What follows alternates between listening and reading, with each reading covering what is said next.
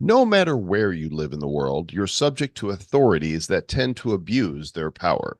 Through taxation, legislation, or outright tyranny, every one of us faces consequences based on our nationality. Andrew Henderson started Nomad Capitalist as a means of determining which countries treat its citizens the best, providing the most fertile grounds for living a life free of government interference and undue tax burdens. Today, Andrew joins us to share his insights on the state of the world and where those who seek to maximize their liberty would be most welcome. In the Republic of Bad Cryptopia, we treat everyone well. There's no taxation, and the only law is that you stay bad. So we welcome you to join us and Andrew in our crypto utopia on episode number 721 of the Bad Crypto Podcast. 5, 4, 3, 2, 1, 0, ignition. Who's bad?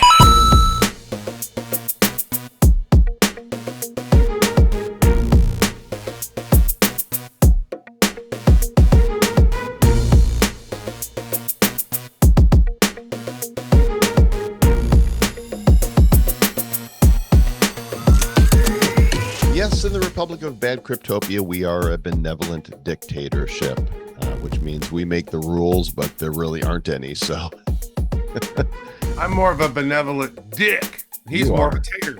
Yeah, He loves potatoes. I do. It's true. El Gratin. Hey, so this is actually episode 1 of the Almost Okay Crypto Podcast. Oh, we're starting over? Is this a reboot? And you know what? Never mind. Let's not do that. I'm too old for a reboot, dude. Hey, just everybody just know we're almost okay though now. After 720 some episodes, finally getting okay, decent. I don't know. Might need to take a vote on that. But I'll tell you what, our guest today is. No, we're benevolent dictators. We can say when we're good or not. Okay. Dick. This guest is more than okay. He's awesome. We've been wanting to speak with Andrew from Nomad Capitalist for a couple of years now, and finally the stars aligned. Might have had something to do with the eclipse. I don't know. And we had to wait for an eclipse for him to come on the show. It took total darkness for him to see the light. You guys are so bad. Wait, you know what? If the sun goes dark in the middle of the day, then maybe I'll come on your show. Yeah. Boom. And there he was. And here he is. Let's listen in with Andrew Henderson. Being a nomad capitalist refers to a philosophy and a company focused on the idea of go where you're treated best. This involves leveraging global opportunities to increase your personal freedom, protect your wealth, and enhance your lifestyle.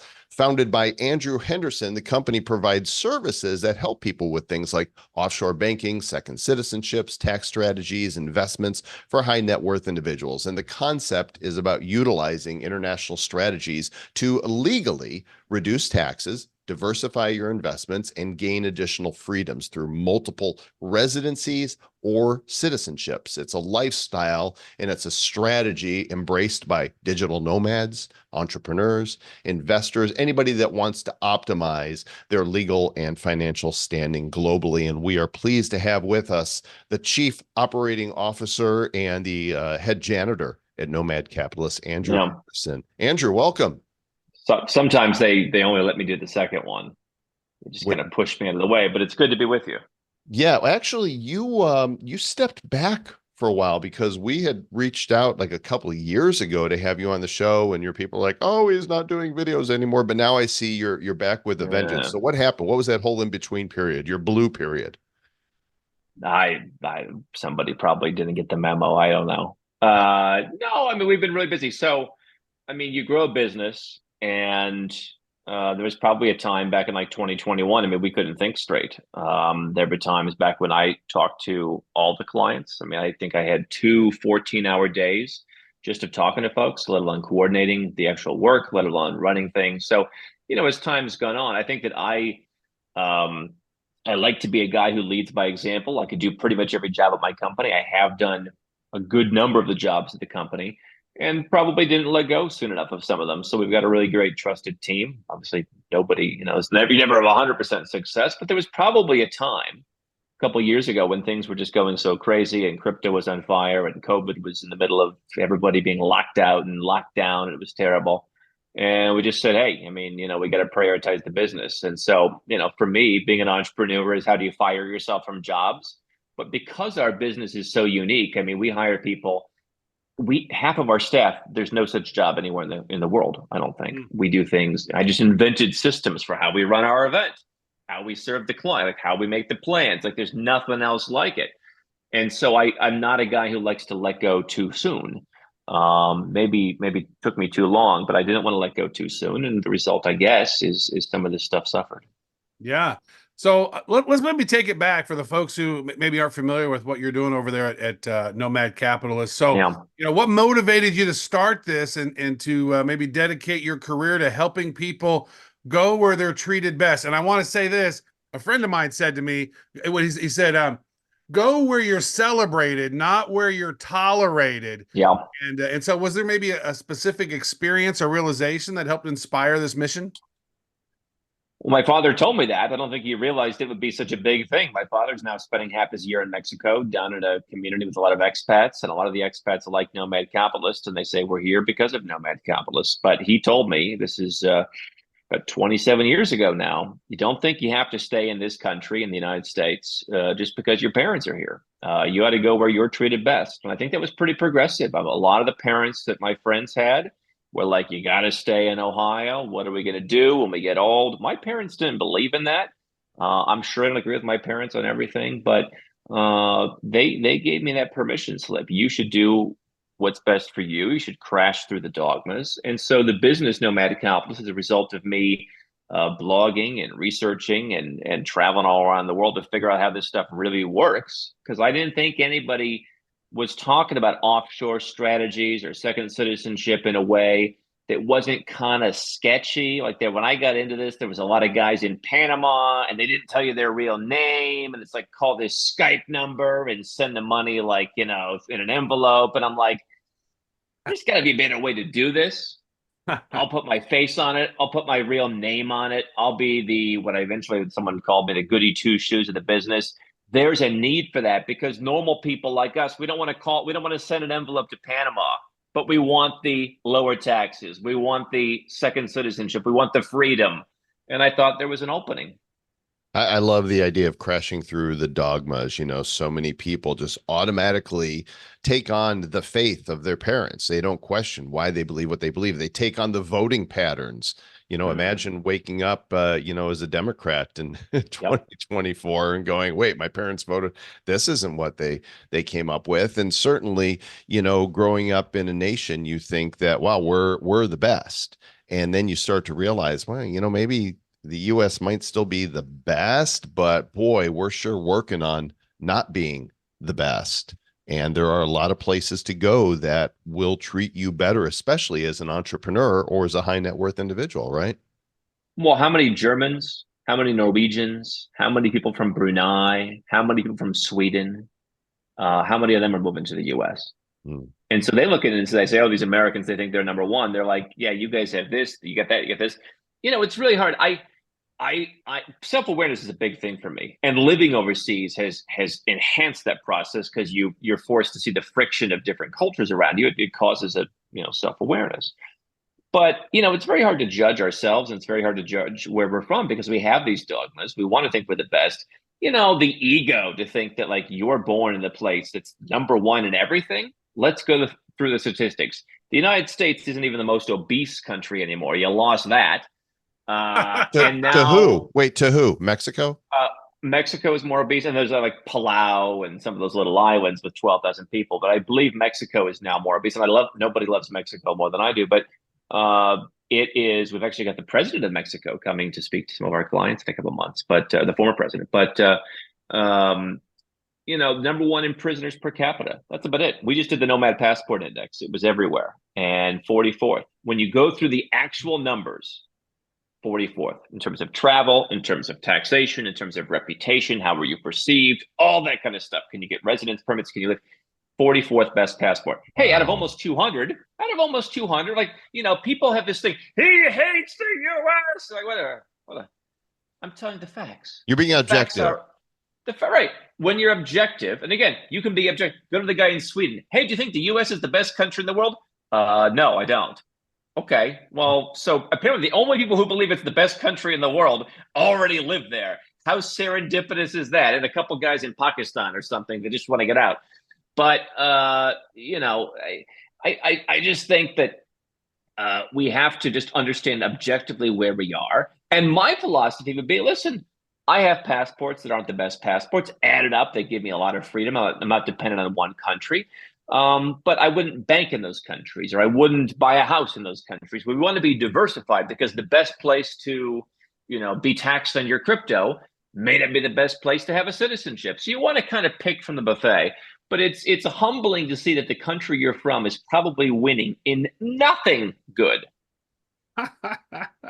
That's hilarious. But at least I don't have an Afghanistan passport, That's towards the bottom. Yeah. which is the number one, which is surprising to me. I would think North Korean passport would probably be the worst since you can't actually leave very often. Isn't that the highest prisoner per capita right there in North Korea, right? Like Wow. everybody is a prisoner. Well, something like that. Yeah. Listen, you could go through. I mean, people talk about, disinformation in Russia or what have you. You think people in the United States are really much better educated about what's happening in the world? Do you think they really don't just buy whatever? No. Now, listen, what's happening with TikTok, right? I mean, people are saying, well, part of the narrative is that, the younger generations on TikTok, and they're looking, hey, this pro-Israel message. Listen, I don't know, but they're saying that may be one of the U.S. government's against TikTok is they're letting that alternate message pro-Gaza spread. So I think you're seeing it somewhat change. And that may be good, it may be bad, I don't know. But this idea that there's just certain dogmas in every country and you just agree with it, but somehow, you're not like the Russians, you're not like the Chinese, you're free. You can be free to some extent, but I think the U.S. is becoming much less free. Yeah, and according to your score, it's only a 30, right? So it's kind of middle of the road when it comes to freedom, when we should be a blatant 50. But over time, that's gone away. And let me ask this because, a vast percentage of our Congress and senators have dual passports with Israel. And it would seem to me that if you're a congressman or a senator, you want allegiance to only one country. And it's so weird to see such, I don't know, what is like 70% or something crazy of like that have dual passports with Israel. What are your thoughts maybe on dual passports overall and maybe how that works in America? Because I don't know how dual passports work in America. I haven't heard that. I don't know if that seems extraordinarily high, but I would say, I'm a believer in dual citizenship. Now, I've never wanted to be a politician. I never wanted to work in government. We have had a few people who have security clearances they can't get, or they still have, or they did have, whatever. They can't get a second passport. I think that's a big problem. Because what if your country wants to tax you? The U.S. already does worldwide. There's ways you can reduce it, but if you're in crypto and you're an investor, it's a lot harder, right? That's why Puerto Puerto Rico Rico. offline. Yeah, Puerto Rico. Listen, that's great if you've got a family and you're already married and that's already set up. Good luck if you're going overseas, getting your Colombian, your Indonesian, or your Belarusian chica to come and live with you in Puerto Rico. You're going to be on your own. So, I would agree with that because I could not get my Russian girl to come to Puerto Rico because it's so it's so easy to come to America illegally. It's nearly impossible to come to America legally. I have a friend from Philippines that was trying to come over and nope, couldn't get past the process to even fly to America. And listen, I'm sitting here in Dublin, Ireland right now. I spend some time here these days, and people say, oh, that's Western, and they're doing some of the same stuff. But you know what? There's not nearly the bureaucracy. Somebody got a residence permit here in under 60 days. Meanwhile, there's people under certain categories of legal immigration in the U.S. where they're going into the embassy right now. They made that appointment in 1999. Wow. Sounds like a system you want to improve. Listen, if you're in crypto, it's harder to go somewhere else as an American. If you're not an American, it's still easier. But you see Australia kind of making moves, saying if you don't live overseas as an expat the way that we like, maybe we'll claim you as a taxpayer. It's getting dangerous. And so if you can't hold more than one passport, I think you're going to be in trouble. I think you're going to see some of these big countries like a U.S. where the freedom's going in the wrong direction. They're angry that they're losing all the power they had. You think they're not going to try and come after crypto? I know we're all smarter than the government. They've got billions of dollars to spend and all the guns. I'd rather just sleep at night being like, hey, I'm St. Lucian, I'm this, I'm that. They're not going to bother me. But as to the politicians, the politicians do a lot of things. The politicians are trading. The politicians are doing a lot of stuff. I mean, I remember, my grandmother would say back in the day, you'd be a congressman. You'd go from your town, you'd go from your farm, you'd serve for 4 or 6 years, you'd do your job, and you'd go home. It's not how it works anymore. And they're career politicians. It's a corrupt system. I don't know what the answer is. I think it's actually a much more corrupt country than you think, because you just see people getting wealthy. They're trading stocks the day before something happened. It seems terribly corrupt. Listen, it's not my problem anymore. I'm not a U.S. citizen. I don't have to deal with it. So I quite frankly don't care. I believe in dual citizenship. I guess the politicians should probably be held to a higher standard. But I also think if you had someone like myself or some of our clients and they just got a second passport, but we had a guy who actually ran for Senate. He was very earnest in running to run for Senate, but he wanted to have a backup plan. I don't think maybe that kind of guy should be stopped when he's going to represent the interests of Antigua and Barbuda. Yeah, people immigrate from other countries. You can have as many citizenships you want as an American, but you're always considered an American for the tax. So it's not like you can open a bank account on a different passport. An American is an American is an American, no matter how many passports you have, but you can stack them up. Did you Uncle say that Sam. you renounced yours then? You said you're not an American citizen anymore. Yeah. Did you just say, I'm done, America, or what? Yeah, in 2017, I gave it up. What is that? What's that process look like, and how do they get you on the way out the door?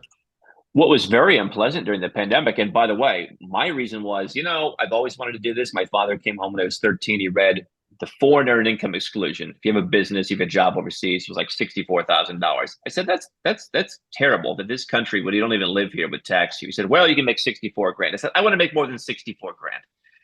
So I always and I remember saying, maybe I'll give up my citizenship then. And I had the idea throughout my life. And so finally, I just thought the right series of events happened where I said, this is going to get worse and there may not be a time. There may not be time to wait. And by the way, during the pandemic, if you wanted to renounce, back when crypto was going through the roof, for like a year and a half, most of the embassies were closed. We found one in Chad. We found one in Armenia. There were like 7. I was just looking through the notes, and we have a back-end system called Minerva. We have all the notes about all the embassies. There were like 7. And like you had to find, it was tough. And so they made it really hard to give it up. And imagine, so to answer your second question, if you've got over $2 million in assets, or if you've had a very high federal income tax obligation, or if you're not in tax compliance and they can prove that, you're subject to an exit tax. All your unrealized capital gains get whacked at the normal rate. So we've had people that, their company's worth $400 million and they have a stake, but they don't have the cash to get out. They can't renounce. It's going to double again. They literally can't afford to renounce. So what I was telling people is, whether you're an American looking to give up citizenship or whether you're from anywhere else and you just want to leave the country and give up your tax status, the time to do it was when Bitcoin was at 20 grand. And you would have saved the delta on that 20. Maybe you would have had a capital loss for some people, but from 20 to 70, that whole thing potentially would be taxable as additional capital gains if you give up your U.S. citizenship. In some calculation, if you go to Puerto Rico, or if you're not an American and you were to leave the tax farm. So if you have under $2 million, you're generally in good shape. What was scary was they didn't even give you the chance to renounce very easily for a couple of years. You think they couldn't make that much worse? That was the pandemic being used as an excuse for, you can't conduct one of the most fundamental human rights that even the United Nations has, as you should be able to do this. And they stood behind a chicken-ass excuse of there's a pandemic when the embassies conducted other business, but you can't renounce your citizenship. It costs $2,350, which whatever, but there are people who can't afford it. People in Canada who have middle income jobs, and they're just being screwed because they have U.S. citizenship. Costs $2,350. You go into 2 appointments. I will say for all of that, the people who did mine were some of the most extraordinary professionals I've seen in the government. Empathetic, kind, helpful. Nothing bad to say about my own experience, but a lot of bad things to say about how the government weaponizes this. If you don't have, if you're under $2 million, or if you're at a break-even point right now, that's always the time, or a capital loss, that's always the time you want to get out of whatever country you're in for tax purposes, because otherwise they're going to hand you a bill and say, you lived here when you earned this, and since we can't get it from you later, just pay us now. You want to sell some of your crypto to pay the bill, or do you want to get out earlier? I think the getting out earlier is better. Wow. So where did you end up getting citizenships? I don't talk about them all, but I have about 5 citizenships. I might get an extra one or two. I mean, the ones I've talked about is primarily St. Lucia, which has a citizenship program. They're the only one right now that's not seemingly going to raise their price by double, because they're being Actually, pushed. just so you know, I just heard from my contact. I did St. Kitts, and the same Yep. people that helped me do that said that Yep. St. Lucia is getting ready to double, and Well, they might need have to come hurry. around today, but yeah, I mean, it's going to be expensive. Yeah. It's going to be $200,000, which, you guys can afford it. I can afford it. And that's fine. We were actually looking at getting it for a couple of employees who could have benefited from it. And it's like $100,000. Okay. $200,000. Yeah. So I guess they buckled. That's very new, but it's scary times. And I've been telling people for years, this stuff is going to get more expensive. And people say, well, Bitcoin will go up just a little bit more. I say, guys, you have to take a couple percentage points of your assets off the table. I don't care if you're in crypto. I don't care if you're in whatever. Anyone who has wealth, right, has to take a couple percentage points off the table and have some insurance. People have trusts. I think you should have an offshore trust filled with some offshore assets, not just onshore assets and an offshore trust. That doesn't really work. You should have a trust. If you have enough money, maybe you have a holding company to hold some of your assets, and maybe that protects you in certain tax circumstances. You should have a residence permit. You should have a passport. You should probably have another place to go. Maybe you own a home. Maybe the home gets you the residence permit or the passport. I get it. We all want to keep every dollar working for us or every Bitcoin working for us. But you got to have, once you get to a certain level, some insurance. That's the price of success. I do it. You know how much money I spend calling lawyers and asking the stupidest questions ever that I'm 98% sure of? That's the price of having a certain amount of wealth. Like, you can't afford to make mistakes. And the same thing goes here. So it's going to be more expensive. I've been telling people for years, you want to be prepared. And what I feel comfortable is in my 5 passports, I didn't always have a reason to get them, but I saw how each of them fit into the portfolio. And I said, this may come in handy one day. I haven't predicted every single thing that's happened, but really nothing terrible has happened to my passport portfolio. I have some that have gotten better. You can go to new countries. I could pretty much go everywhere an American go, minus 5 or 6 countries, plus 1 or 2 that they can't. And I just think you want to be prepared. And you have to just keep in mind insurance. You have to have an insurance policy. If you've got 10 million bucks, you should. If it becomes 200 grand, I'm sorry, but you should just do it. Yeah. So let me ask this. So in your new Safe Havens report, you were talking about the culture and the economy of the West. You see it's declining. We can all see that it's declining if you take off the rose-colored glasses. And it does seem like, Asia's on the come up, right? A lot of stuff's popping over there. You'd also mentioned that there's some places in Eastern Europe that are thriving. So, what are maybe, and you mentioned Mexico. So maybe what are some of the more promising markets that you see today for business and investments and maybe even living overseas? Well, they're all different. I mean, let's just take Asia, for example. I have a home in Kuala Lumpur. It's where we host our event, Nomad Capitalist Live. We're doing a 4-day event this September, where we're going to talk about a lot of this stuff in detail for 4 days. In September, you mentioned? September 25th through 28th. Nice. I might want to try to get out there to that, matter of fact, because there's a couple of crypto events that's popping. Korea, Singapore, Bali, Philippines, and then that would be right after all of that. So that might be a great time. Maybe I'll come out there to that. We have a great party. It's nomadcapitalist.com/live. We've got some of the people, Seyfuddin Amos has been there. Max Kaiser was there before. We have the CEO of AirAsia. We've got a lot of, people who are very like-minded about what we're doing. It's not all crypto, but it's a lot about taxes and freedom and really, opportunities. We're talking about emerging markets. We're talking about all this stuff you need to know about how to be a nomad capitalist. But I own a home there. Do I think it's a good investment? No. For $500,000, I get a penthouse that's about 3,500 square feet. I love it. People treat me very well there. It's extremely affordable to live. I just sent a friend recommendations. You can have lunch for $3, or you can have an amazing omakase sushi right outside my door for $60 at the sushi counter. So I just love the place, everything but the time zone. Do I think it's a great place to invest in property, even though it's really cheap? I don't know, eventually, sure. But the currency is a little soft, just not an investment. But it's a lifestyle place. If I live there year round, I could still do it in a very, very tax-friendly way. And if I don't live there year round, then I don't have to deal with it at all. I get access to a bank account just to diversify some cash if I want that. But next door in Singapore, that's where I'm going to, have my major investment accounts. It's just so much more competitive.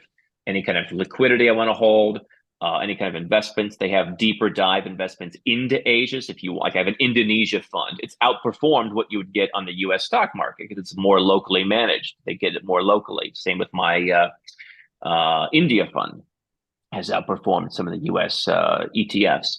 And if I want to invest, in frontier markets, I'm a big investor. Well, I'm a medium-sized investor, I suppose, in Cambodia. A big believer in Cambodia. I have been for many years. And I think that's the growth market. I think Nepal coming up could be interesting. I think Bangladesh could be interesting. I think we've given up on Mongolia. That's old school many years ago. So that's like in Asia. Mexico is a good place to live because it's free. You can work towards citizenship, something you can't generally do in Asia. So if you just live in Europe or Latin America, you can work your way towards citizenship for free. Obviously, the taxes are a consideration. So Latin America doesn't have as many tax-friendly countries, but it has some. Uruguay, for example, is way down there. If you're worried about chaos in the world, they're pretty tax-friendly for 11 years. Eastern Europe, I think they have the spirit of freedom. I've been a big defender of Georgia. I have Georgians who work for me. I have a soft spot for the country. It just feels homey, very tax-friendly, 0 to 1% for most foreigners. And then even, where I'm at here in Ireland, I get it. It's more Western, but you know what? If someone wants a soft landing, it's not a NATO country. They don't go around bossing everybody around. People are pretty laid back. Everyone I've seen in the government tries to help you. Stuff gets processed efficiently. We had a thing. Someone got a residence permit. They made a mistake and they denied the guy. They wrote back, you got an apology and an approval within 36 hours. Wow, that's fast. They still have their issue with their fellow countrymen to the north, though. That's really interesting that is so embedded in their culture, the conflict with Northern Ireland. You wouldn't see that, though. I mean, if you're in Dublin, I don't know. It's like something. It's not like it's not like you're in the Ukrainian border or something. I'm never going to try and claim I understand as well as people who've lived there their entire life how that works. I think it's a pretty safe and stable place. Is it the best place? I don't know. Listen, I decided that I'm enjoying spending some time here after, well over a dozen years being entirely in emerging markets. Like, you know what? It's nice. You order from Amazon, something gets delivered. You order a sweater, they bring it to your door. People speak English. Everyone's pretty cheerful. That's a nice place to have in the mix. And I might, after all the years of doing that and going a little bit stir crazy at times, being in places where it was hard to be understood sometimes, or they were a little brusque. I thought, hey, throw that one in the mix. And so the answer is, what do you want? We have people who go to Italy and they spend 100,000 euros flat tax. Now, you may think Italy has crazy taxes, and they do. But if you haven't lived there before, you can pay 100,000 euros flat tax and you can earn all the money you want. Greece has a similar program. Switzerland has a similar program. Am I a big fan of that? I don't know. But guess what? If I had to choose between Irish and American citizenship from a tax perspective, from a perception perspective, I'd take Irish citizenship all day long. And if you live in Ireland for 5 years, you can get it. And then you have the chance to dump your American passport. You don't have to pay the 200 grand for citizenship by investment if you don't want to, as long as you don't need it along the way. I mean, so there's so many different ways to look at this, right? Do I want to be a nomad? Do I want to live in Malaysia? Do I want to live in, there's so many permutations is my point. Mm-hmm. What about in Ireland? I was reading about this recently. I saw a video of downtown Dublin, and it was like, there was lots of migrants there that have come in. And so it's overflowing with migrants at this time. Is that something that you're seeing firsthand? Maybe I'm an elitist on this issue. I'm pro-immigration. I'm pro-talented immigration. I'm pro-immigration financial, like golden visas, people who start businesses, people who bring capital, people who are extremely smart. We had, somebody from our team in Georgia moved to Ireland who's extremely smart, and it's a good opportunity for them to get a better passport eventually and serve the company better. I'm very pro that. The idea of Ireland for Irish or any country for their people. When you have some of the highest, I think by some metrics, the highest wages in the world, you're going to need that. You can't have everybody working at Meta making 200,000 euros a year, and no one wants to work at a pub, but they want to go to a pub. Well, how do you solve it? Well, you have to bring in a lot of Brazilian girls.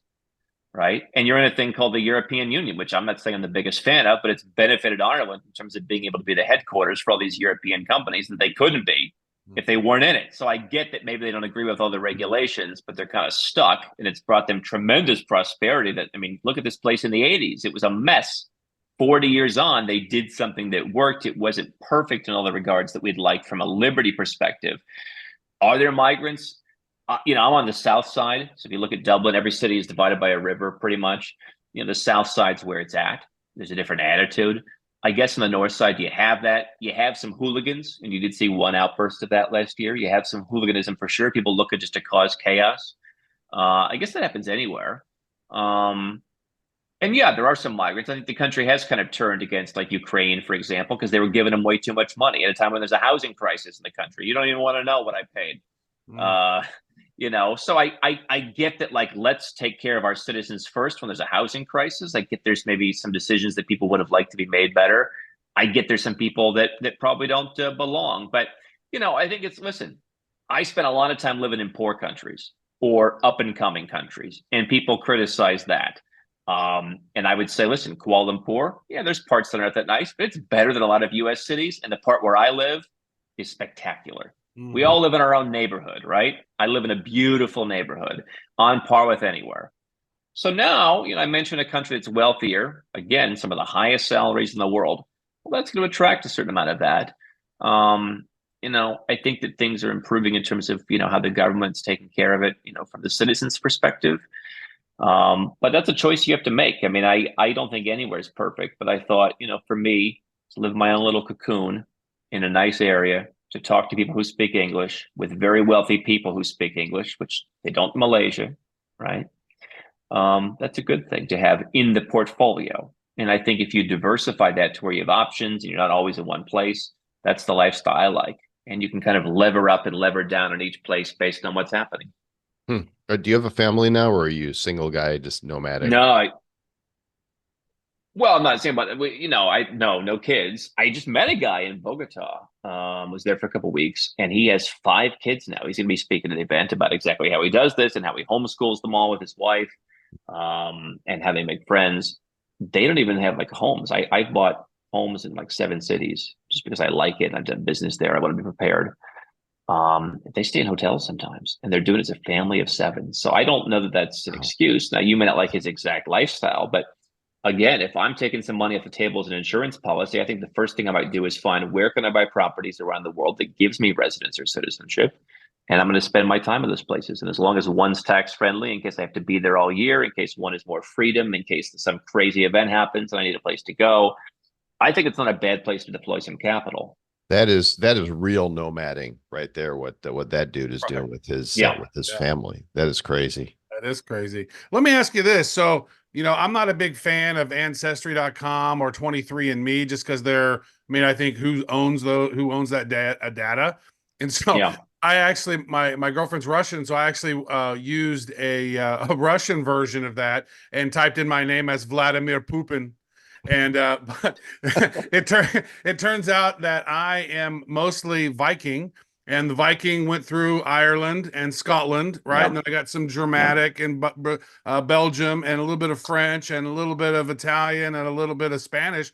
Now, is there any sort of genetic, things that say, because I got like a nice percentage of Irish in me, right? And so, then without being able to go through the lineage and saying, oh, well, your great granddad, whatever, you want to know with the potato famine, and I can't track it all the way back because my biological father was bad dude, and so I'm not able to go back that lineage and check all that stuff out. But through DNA, it could. So is there a way that you know of that you can say, hey, I'm Irish?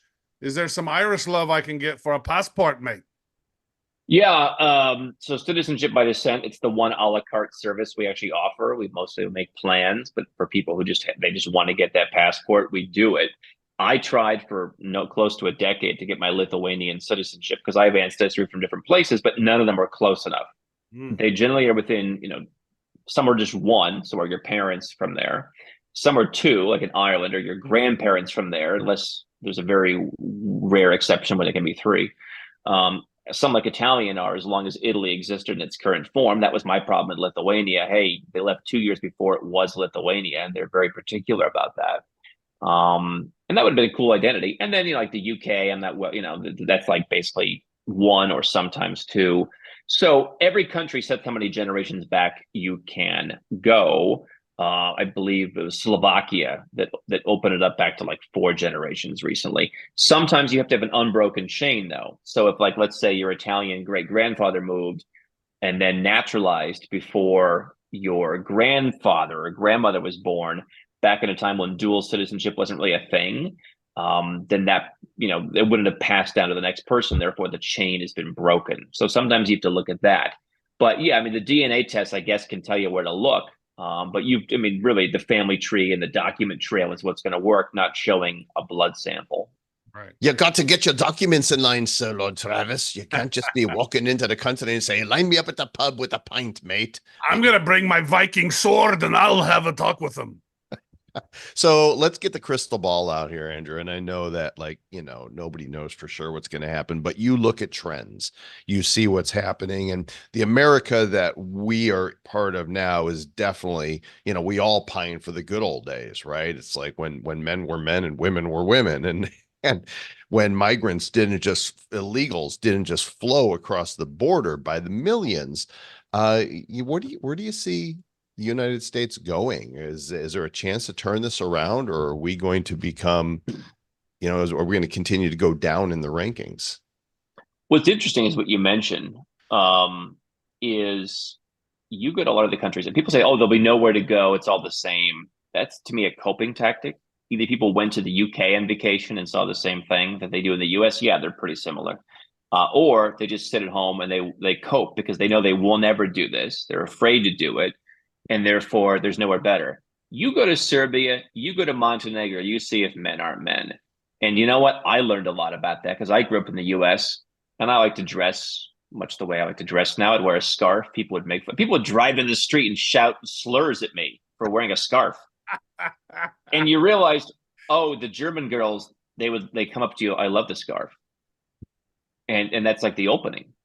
They hit up on you. I'm like, I'm going to meet myself a nice German lady. Yeah.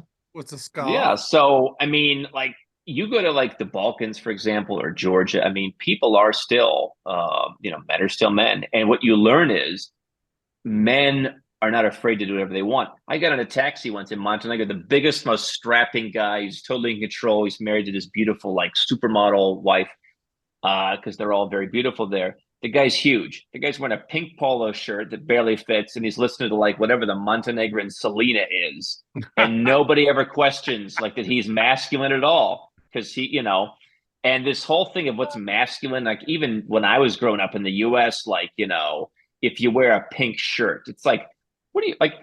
To me, it's like how about masculine? Is I do whatever the hell I want, and I'm not worried about it. I'm not self-conscious about it. Mm-hmm. So there's a lot of places that you can go to solve that. I get the U.S. is more instrumental in the world than many other places, but I push back on this thing. If the U.S. collapses, it's totally over. It's like, no, it just means that things change as they have throughout the entirety of human history. And for me, I don't like to spend a lot of time prognosticating about how bad it's going to be because what I think or what I want is irrelevant. It's going to be. And I think people don't like that. Like, you're giving up. I'm not going to put my finger in the dam. That's not going to solve the problem. I mean, the world reserve currency share is down from 71 to 55 since the turn of the century. That's not a collapse overnight, but as my father says, change happens at the margins. You cut it a few points of homeownership during a Great Recession, things collapse. You raise unemployment by 5%, 10%, you got a real problem. During the Great Depression, 100% of people weren't unemployed. It's like 25%. So you have these marginal changes, which over time cause a problem. Here's what I think is the biggest issue that actually impacts people today, because I get it. If the US has problems, that'll ripple, but a lot of that stuff will move around the world. Other countries become more significant. It's already happening. It's already changing. The countries that are growing the fastest, you don't even think about, and you kind of poo-poo on them. It's like, the money's going. But, the biggest thing for me is, what is a government that is so used to being in power since the fall of the Soviet Union? I guess now, China is more of a threat, but since the fall of the Soviet Union until not that long ago, they were kind of the only ones. What do you think they do when their share of the world economy, when their share of their ability to go and boss people around, what do they do? Do they just say, nothing lasts forever, let's ride peacefully into the night? Of course not. It's going to be nasty. They're going to come after you for money. They're going to come try and take your stuff. They're going to impose all kinds of regulations. They're going to shut you out of deals. This whole TikTok thing, I said this years ago when Trump tried it, it bothers me. If I'm an American business person, which thank goodness I no longer am, which countries are going to stop me from doing business there? I just hired 6 people in business development to open up a new business offline, not through our YouTube, not through our online presence, offline in 6 different parts of the world. What if because, your company has an American UBO, ultimate beneficial owner, you're not allowed to come and do business here. We don't want your business. And what if that means I lose them? But you should be patriotic. Listen, my parents did something for me. Some teachers did something for me. People I grew up around, like individuals did something. What did the United States as a country do for me? There's no wars. Well, you're fighting all of them. Sure, there's no wars on your soil. Same for dozens and dozens and hundreds of places around the world. Like, it's not unique. I'm glad I was born in a place where I could be successful. I didn't have to worry about fending for food, or I didn't have to worry about, Patrick Bet-David's in a refugee camp. By the way, the guy still became successful. So I just think the biggest threat is fighting what they're going to try and do to people when they no longer get power. And all you have to do is, first, what they're doing to everybody else. Sanctions are up 4-fold since the turn of the century, almost. Are there 4 times more nasty people than there were? I would say there's fewer bad actors in the world than there were at the turn of the century. That's the mark of an empire that's in decline, that wants to hold on to its power by sanctioning everybody else. And look what happened with the Russian sanctions. They wanted secondary sanctions where, Kyrgyzstan, you're going to do the trading for them. India, you're buying this stuff. You're all bad. You're all sanctioned. They realized it would hit them in the end. They couldn't do it. They probably could have done it some number of years ago. They don't have the power anymore. That just powered up the whole BRICS economy then, right? They're like, okay, well, guess what? We don't need SWIFT. We're going to go ahead and use Union Pay with China, and we're going to go do an end around. So it was actually a very dumb scenario. But maybe let's end this on a personal note, right? So you've been all around. You've been to some really cool places. So maybe what are some of your maybe favorite discoveries or experiences or places that you've been during this journey as a global citizen? Like, how has this changed your perspective on things? Well, there's places where things are different. There's places where things are inefficient. One of them is Puerto Rico, which we talked about. I mean, some of those Caribbean countries probably not very efficient. I learned a lot about what's important to me. Efficiency is important. One of the things I've been focused on more recent years is kindness is important. So Malaysia, or where I just was in Colombia, extremely kind people. Ireland, maybe more polite people, but still, compared to most of continental Europe. I mean, I was in Munich about a year ago. People were just walking on the street, running into you. I was like, in such a wealthy place. So many people, I've never had so many people run into me and nobody says anything. So kindness, or at least politeness, should be optimized for. Or in Georgia, I talked about, hospitality. That's a form of kindness. Maybe not great service, but hospitality. So that's important. The Philippines, by the way. Yeah, the people in the Philippines. I mean, Southeast Asia in general, I think, is pretty. Malaysia, Philippines, those kind of so polite. Like, oh my God, they're like, "Hello, sir. Hello, man." Like this, like, whoa. That's that celebration instead of having lived in Puerto Rico where they tolerate the gringos versus being in the Philippines where they celebrate the gringos. You're right. This is right on that with that kindness. And well, I think that they're just nice people. You go to Malaysia. Malaysia is quote unquote a Muslim country.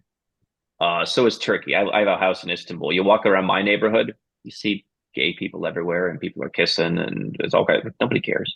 I mean, there's an Alabama of every place, right? And that's quotable, I don't live in that. Right there. There's an Alabama. So in Malaysia, here's a discussion everybody had. We had someone come to our event last year, who is, I guess, lesbian, and they're like, "I'm afraid. What's going to happen to me?" And I said, "It'll be fine. Just come to the event." And they came. They were talking to people. They said, the Malays, the Muslims in Malaysia, we practice our religion. We do what we think our God wants to do. And you have your own God and you do what you're supposed to do. And we don't judge you and we don't bother you. That includes if you're Malaysian Chinese. You see these girls walking at the mall with the shorts that are like 2 inches long. If you're Malaysian Indian, you're not our problem. We don't, and certainly a foreigner, you do what you want. You dress how you want, you act how you want. If you go to our religious sites or our government buildings, maybe put on some pants. Yeah. But when you're just going around, we're not here to tell you what to do. And to me, that culture gets infused.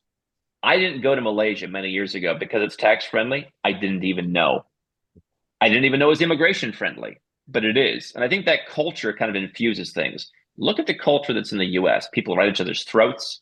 You have to report everything. There's endless forms. We're moving some of our stuff out of the US. I know they had this crypto thing, which was at one point paused, this reporting thing. Just so much nonsense from a country that wants to maintain its power. And so I think optimizing for those things is very important. I probably spent a little bit too much time in Eastern Europe. I do think it's a place for freedom. We had one of our team members go there from Ireland, and he said, this is a good place I'd like to go to hunt and be left alone. If I wanted to make friends with a lot of people, I wouldn't come here. If I wanted to be free, do my hunting, be left alone, pay low taxes, I would love to come to Eastern Europe. So, there's a place for everybody. I like to have multiple bases, so I can go to Colombia for a couple of weeks a year and get that vibe, which I love, and I've got friends there. Not my main vibe. My main vibe, I suppose, was always Malaysia. We'll see if it becomes increasingly here where I'm at now. But I think, again, what you want to do is have different options that you can lever them up and down. There's a pandemic and Asia's a problem. You lever that one down until it's over. And I did that. So I just think it's constantly changing. And I think what you really want to go is find places where you feel it. When I got out of the taxi in Bangkok for my first month there, this is many years ago, I instantly didn't feel it. And I've never felt it. And I went back for a friend's wedding 2 years ago and I said, all right, I don't hate it, but I still don't feel it. You have to feel it. I'm in Kuala Lumpur because I got out. I feel it. I like it. It's a bit more Bangkok English is a different beast, though. I mean, you get into some of those islands in Thailand, like Koh Samui. Sure. Well, I felt it there. I did not feel it in Bangkok. The traffic was horrible. I didn't like Bangkok at all. Loved some of the islands there. So yeah, I don't think that special massage you went to see in Thailand was feeling. No, I actually got zero because I was with my girl when I was there. But thank you for that. So, Bitcoin, of course, is just the ethos of Bitcoin is all about freedom and liberty and self-sovereignty and all that. So I know that plays a role in what you teach, but how bullish are you for the long term that no matter what the US does, that Bitcoin is here to stay as an asset class and that crypto and blockchain are just going to move forward? Well, I think it does move forward. I mean, my concern is, and again, I'll mention what my father told me. We were on the internet in 1994. We had Prodigy Internet, and we were talking to people because he was looking at potentially leaving the U.S. back then. He didn't because of the family. So if you're single or if you're married without kids, maybe you set this up before you have the kids and you build this into your lifestyle. But anyway, we were talking how libertarian it was back then in the internet. He said, this is not going to last forever because once you have mass adoption, the public is not libertarian. I think that those of us who are more freedom oriented, we like to delude ourselves into no, 70% of Canadians don't want higher taxes. Yes, they do. You just don't know them. The average person wants something that you don't. If you're in favor of freedom, the average person follows. The average person's afraid. The average person believes whatever they hear. They don't trust business. Somehow they think that Justin Trudeau or Biden or even Trump is out to help them. And your average person is not going to agree with you. So you have to go to a place where you have it. I think that Bitcoin and crypto continues to do well. I take, and I know he's not a fan of Bitcoin. I take a Warren Buffett style approach. When I'm buying something, it's what will this be in 50 years? I have a fund of the Don't Be Poor fund that has a number of different, liquidity things, including some crypto. But I look at crypto as a bit more of a risk on asset, but I look at it as 50 years from now, where's this going to be? I think there's a very bright future for it, unless I wouldn't own it. I don't know what it'll be tomorrow or next week or next month. I hope it stays strong for April 15th because we're launching tickets to Nomad Capitalist Live and we're going to be taking your crypto and I want to sell it out. But my only concern is if I'm in a country that is challenged by that. I don't care if there's one senator from Wyoming who's in favor. That's nice. Clap, clap, clap. That person's not in the mainstream. Ted Cruz is not in the mainstream. I don't think they're going to save it. Ron DeSantis is not going to save it. I think you want to be in a place that's very agnostic, that doesn't have a culture of wanting to take power and dominating people's lives. St. Lucia kind of being the opposite of the U.S. I don't think they want to do anything to anybody. But my concern also is just what happens as you get more people in there, and they're going to call for more regulation. I mean, I got into this in 2014 in January, and it was like, what KYC, right?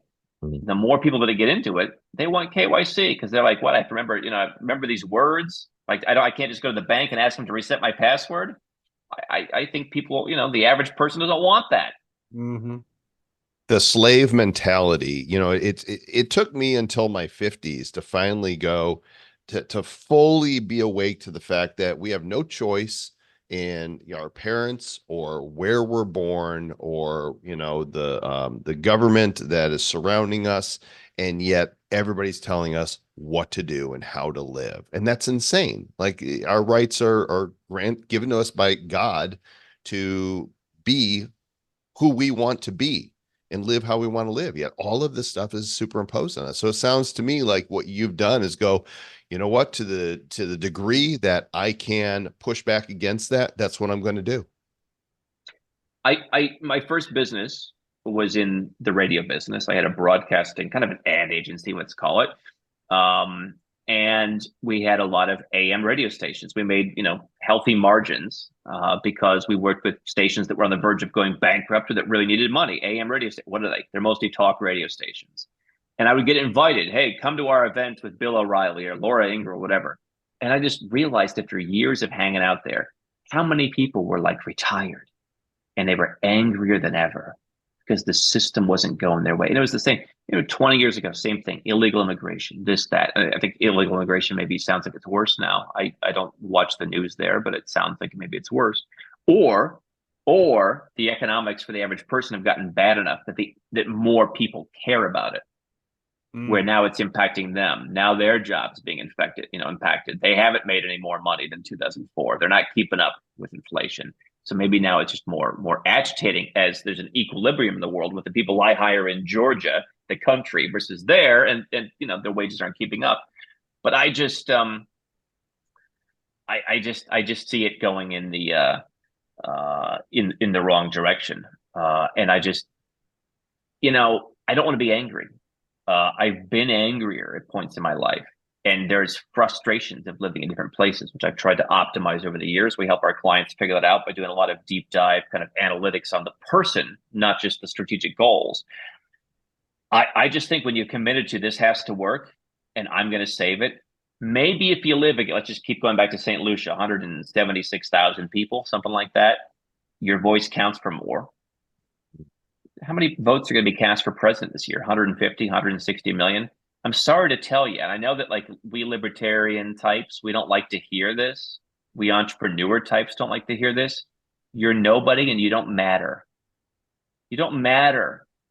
And most people don't think like you. And when I was sitting in Turkey and I woke up early to watch Barack Obama get reelected. Hey, Obama's second term, he did a few things that I actually like as kind of a internationally minded guy, like with Cuba, what have you. But I said to myself, I don't want to vote only for my own self-interest, but I'm going to get stomped on the rest of my life because the tide is turned against people like me. And that's I had registered the domain name Nomad Capitalist, and I'm like, I'm starting it immediately. And this is going to be something that's big.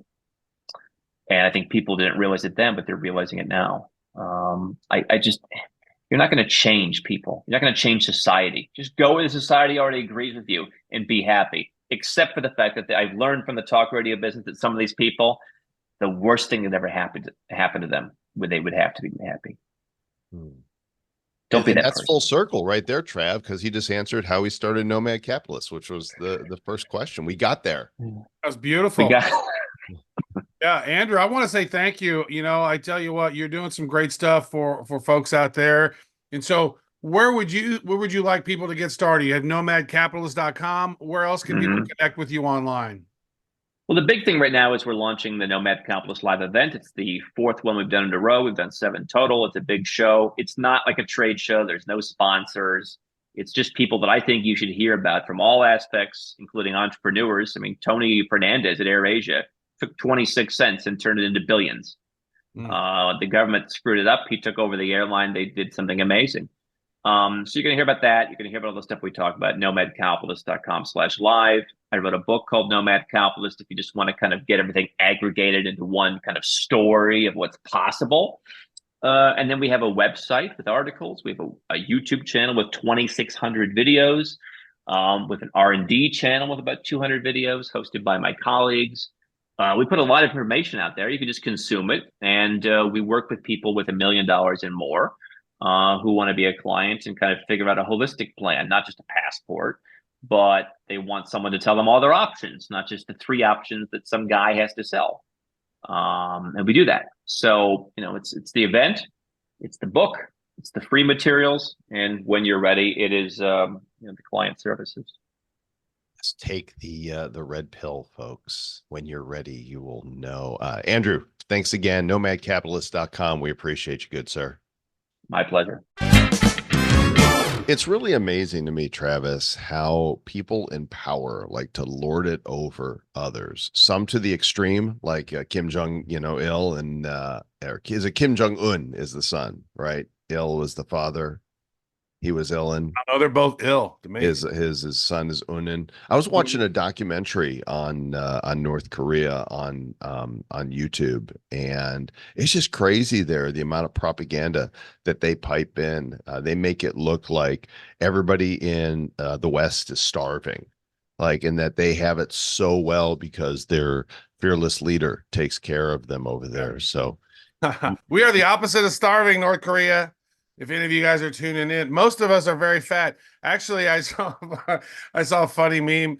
It was the statue of David. It said it was a fat statue of David. He was all obese now. And it says, "This is 3 years after living in America and then going back to Italy." So he's really. I was like, "Oh my God! I finally have the physique of the statue of David." We have a real problem here, and it's like they can't put 2 and 2 together. It's just the amount of sheer stupidity in our world today is staggering to me. I wonder if it's stupidity or if it's actually, malevolence, because we're not in that. We don't have a healthcare system. We have a sick care system. Right. And it's like, and they start you off, hey, here's a bunch of chemicals into you. I don't care if you like vaccines or not. I think some of them are probably pretty good when you get going. But when you get born, it's like, hey, we're chopping off part of your dick. And here's a whole bunch of chemicals for you. And over the next 6 months, you need lots of chemicals. Boom. And then here, eat this shitty processed food your whole life until you get sick. Then we can start feeding you these pharmaceutical medicines until you slowly die. Because they rarely ever do they heal you, because if they heal you, then that's a lost customer. Right. So it's like just a slow drip to death, really. Well, this is just one of many reasons that you need to be thinking about where it is you want to live and how you want to live your life. And we're grateful to Andrew for Nomad Capitalist. I actually discovered him after I discovered Simon Black at sovereignman.com, which Simon was a pen name. His name is James something or other. He sold out to Peter Schiff. Peter Schiff now owns Sovereign Man. Now it's Schiff Sovereign. And of course, so he's like, I want to be so sovereign. I don't even want y'all to know anything about me. I'm out, bitches. Yeah. So now, but we know who he is. His real name is out there now. And I tried to get him on the show and couldn't hear from them. And then I discovered Andrew, and I'm like, dude, you were sending me all kinds of great Sovereign Man PDF. You're like, dude, look at this. Look. And that was part of the reasoning behind moving to Puerto Rico when the time came, because you were starting to do some of that research. And then we started to meet some other people in Puerto Rico. And it was like, look at you now, Mr. Rico. It all made sense. It all made a lot of sense. So you guys figure out for yourself where being treated best, what that means for you. Check out nomadcapitalist.com. And meanwhile, the crypto markets go up, crypto markets go down. We saw Bitcoin. I was to say this. That's true. It is. It's at a $2.7 trillion market cap right now. Bitcoin is at 68.7. Ethereum about 3,500. So that's where we are. Timestamp here on 4/9, day after the big eclipse. Dude, it's really crazy. Like BNB, even with CZ going down, $576. Solana, even with FTX and SBF going down, $175. Like it's crazy. And now I was watching this one dude named Wisdom Bites. He's like a British dude, and he's got a nice little discussion. He's like, so if you like charting, check him out on YouTube. But he was talking about like, boom, with the thing that just happened with Bitcoin, like that was a big indicator. Like in every other previous bull run, it looks like, okay, it's about time to go to the moon. Well, we're just, how many days from the halving right now? Like 12, 13, 14 days from the halving. Next episode. Yeah, we should we'll do the next episode. And then after that, we'll have the halving episode where we're talking about all the things around that. So that's coming up. We'll do the pre-halving. We'll do about one show a week, right? Yeah, the pre-halving episode, we'll cut that episode in half. We'll just you'll get half the content, and it'll. We should totally do that. Like right in the middle, just cut it off, and then be like, part 2. Here it is. There's the other half. You get 2 episodes, and there's only one of us. That's 2 for the price of 1. Yeah, actually, the next halving, I go away. I just go into the abyss. I don't know what's going to happen. It's weird. You're no longer a reward for the people. Hey, we appreciate everybody listening as we approach this next event in the world of Bitcoin. It happens once every 4 years. We're here for it, and we're excited about this bull run taking place, and we are glad that you're along with us for the ride. Once again, there is only one law in the Republic of Bad Cryptopia, and really it's more of a suggestion than a law, because it's not like anybody's going to come arrest you. We're not going to send our police force out. Which, I don't even know who that would be. We don't have the bad down. The bad down. We have to rent a cop, to come and slap the cuffs on you. But that suggestion is that you stay back.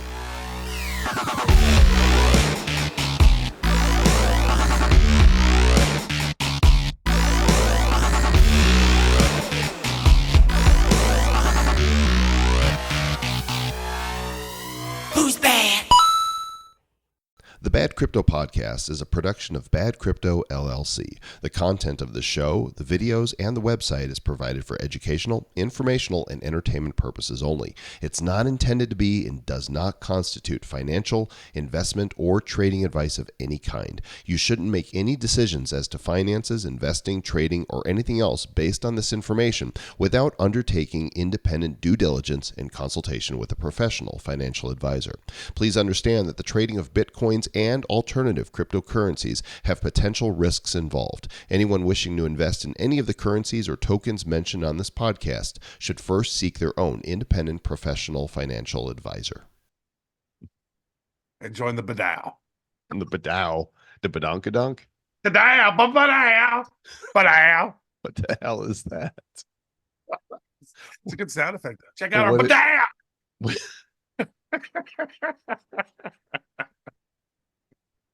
So it's like a bad decentralized autonomous organization. Yeah, A Badow. it's a Badow.